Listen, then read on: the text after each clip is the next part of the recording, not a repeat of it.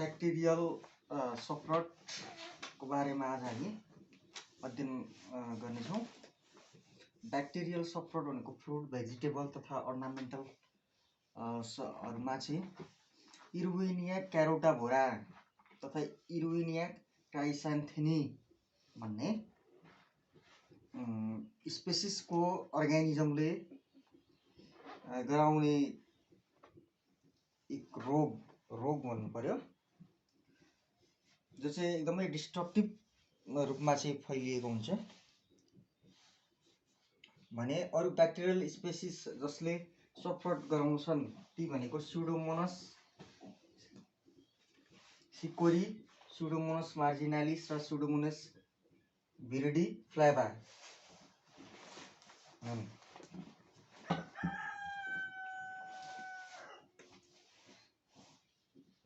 सफ्रट भनेको mainly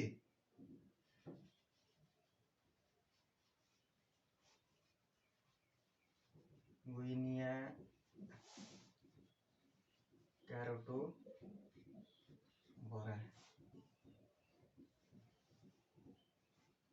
other भनेको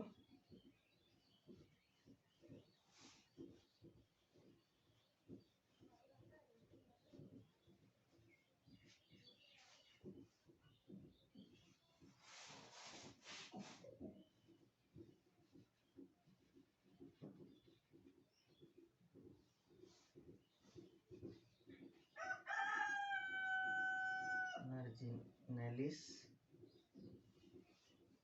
स्युडोमोनास विरिडिफ्लाभा।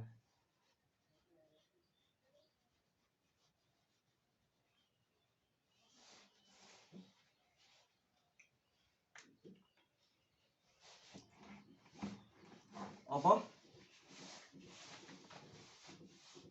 सफ्रट भनेको सफ्रटको कारणले गर्दाखेरि फिल्ड गार्डन तथा ग्रिन हाउसमा चाहिँ के हुन्छ त लसेसहरू चाहिँ देखा पर्दछ आफ्टर हार्भेस्ट।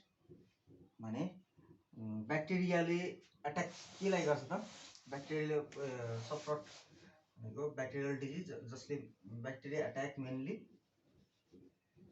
ब्याक्टेरिया एट्याक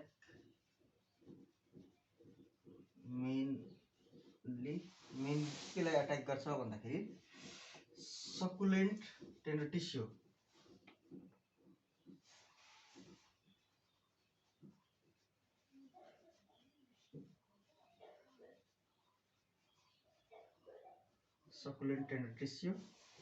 त्यस्तै सकुलेन्ट टेन्डर टिस्यु अन्तर्गत जस्तै ट्युबर्स, फ्रुट्स,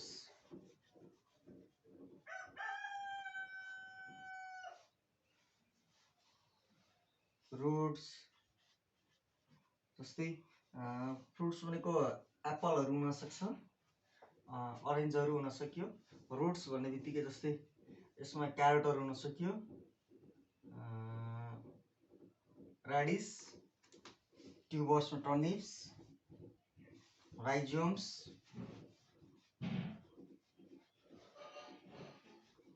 यो पार्टहरूलाई चाहिँ मेनली सफ्रटले के गर्छ त अट्याक गर्दछ। जस्तै काउली फ्लावर भयो, क्याबेज, यिनीहरूमा पनि देखा पर्दछ।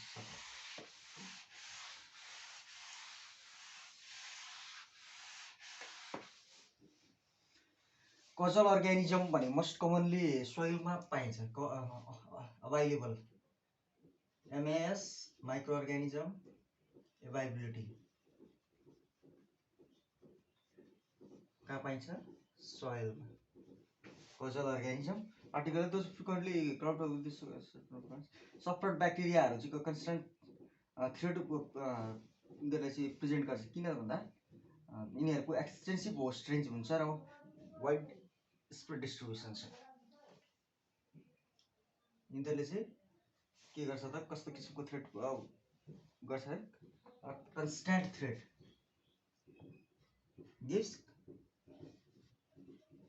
कन्स्टेन्ट थ्रेड, एकदम कन्स्टेन्ट यिनीहरूले चाहिँ थ्रेड दिइरहेको छ। किन त भन्दा एक्सटेन्सिभ होस्ट रेन्ज छ,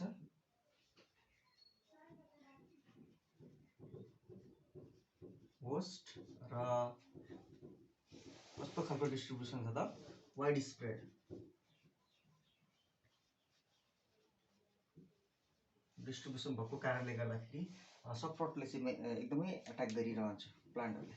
अब सिम्पटमको कुरा गर्ने हो भने सफ्रटको सिम्पटमहरू के हुन्छ त, सिम्पटम अफ ब्याक्टेरियल सफ्रट फ्रुट तथा भेजिटेबल्सहरूमा सफ्रटको सिम्पटमहरू भनेको के हो त,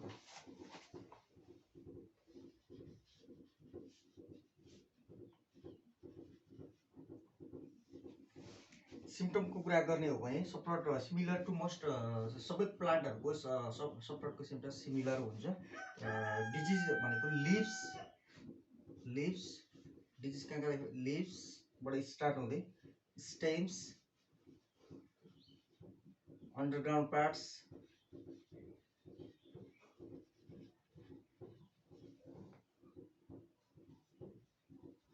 अन्डरग्राउन्ड पार्ट्सहरूमा देखा पर्दछ। साथसाथै वाटर सोक्ड ट्रान्सलुसेन्ट स्पटहरू देखा पर्छ।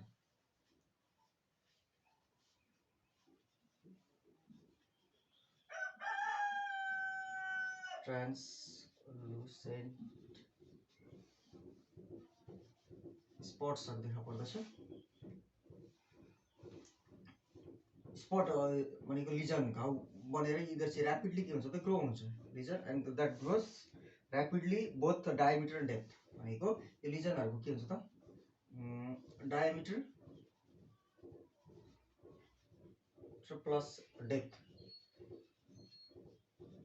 दुइटै बढ्छ, डायमिटर र डेप्थ दुइटै बढ्छ भनेको लिभ्स स्टेम्स हुँदै अन्डरग्राउन्ड पार्ट्स र वाटर सोक ट्रान्सलुसेन्ट स्पट्स लिजनहरू बनेर त्यसको डायमिटर र डेप्थ बढ्दै जान्छ र होस्ट टिस्यु चाहिँ के हुन्छ त होस्ट टिस्यु, जसको कारणले होस्ट टिस्यु सफ्ट हुन्छ, host tissue becomes as soft, एकदमै नरम बन्छ र bacteria and cellular debris frequently ooze out from क्याक टिस्यु। अब यो होस्ट टिस्युबाट के हुन्छ त ब्याक्टेरिया प्लस सेल डेब्रिसहरू चाहिँ ओज आउट हुन्छ,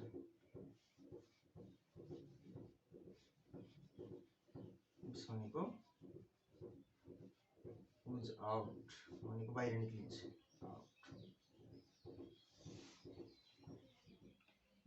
जसमा टाइमिङको कुरा गर्ने हो भने जस्तै 72 देखि 72 आवर 20 देखि 72 घण्टामा के हुन्छ entire fleshy fruit root tubers stems र rhizomes bulbs corms buds flips stalks lips may rot and the collapse भनेको 3 दिनभित्रमा सफ्रटले एट्याक गरेको छ भने प्लान्ट्सको सबै पार्टहरू जस्तै फ्लेसी पार्ट फ्लेसी अन्तर्गत जस्तै रुट सुट त्योदेखि बाहेक बल्ब्स कम्स ट्युबर्स सबै के हुन्छ त कोल्याप्स हुन्छ सकिन्छ। Sometimes living only the outer skin intact, कहिलेकाहीँ चाहिँ के हुन्छ त स्किन मात्र सबै पार्ट्स चाहिँ के हुन्छ त कोल्याप्स हुन्छ। डिकेइङ टिस्यु जुन छ मेबी ओप्याक, जुन कुहिसकेको टिस्युहरू हुन्छ तिनीहरू चाहिँ के हुन्छ अपारदर्शी हुन्छ र क्रिम कलरको बन्दछ, ब्राउनदेखि ब्ल्याकसम्म पनि हुन सक्दछ र जसको कलर के हुन्छ त कुहिसके पछाडि कोल्याप्स भइसकेपछि यसको कलर हुन्छ पुट्रेड भनेको चाहिँ फल कलर चाहिँ डेभलप हुन्छ ब्याक्टेरियल सफ्रटमा। अब ब्याक्टेरियल सफ्रटको कन्ट्रोलको विषयमा हेरौँ।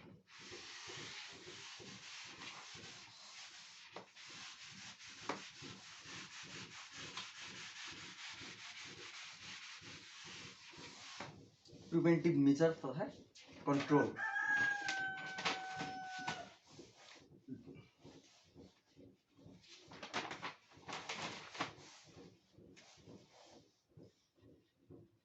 Control तथा management. Control अथवा म्यानेजमेन्ट कसरी गर्न सकिन्छ त ब्याक्टेरियल सफ्टको है त डिस्ट्रोय द इन्फेक्टेड प्लान्ट्स एक के गर्ने त डिस्ट्रोय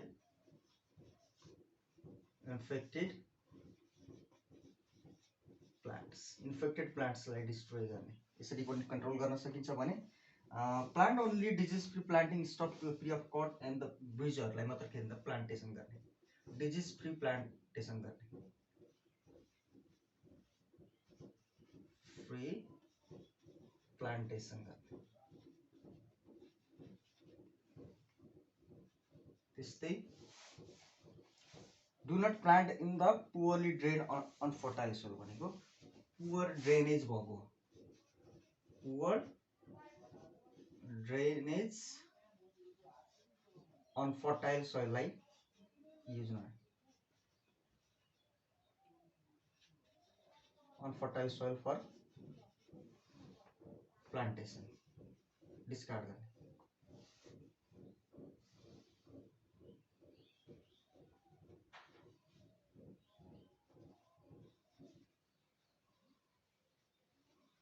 डिस्कार्ड गर्ने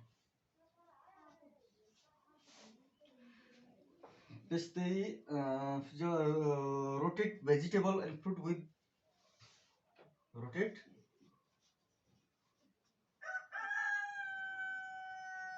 fruit with vegetable fruit र भेजिटेबललाई रोटेट गरेर लगाउने लाइकवाइज के गर्न सकिन्छ भने treat the soil before planting with the recommended insecticide treat गर्ने treat soil before plantation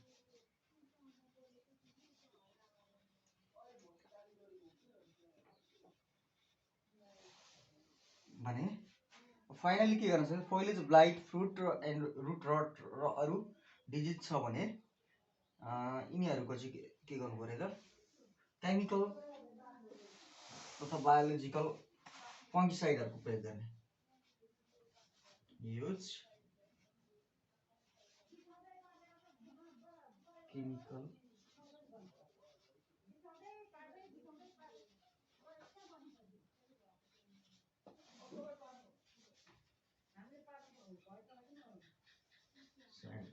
on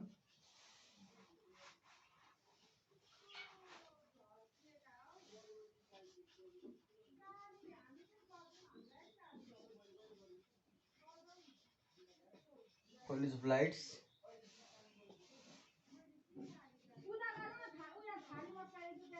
root rots etc.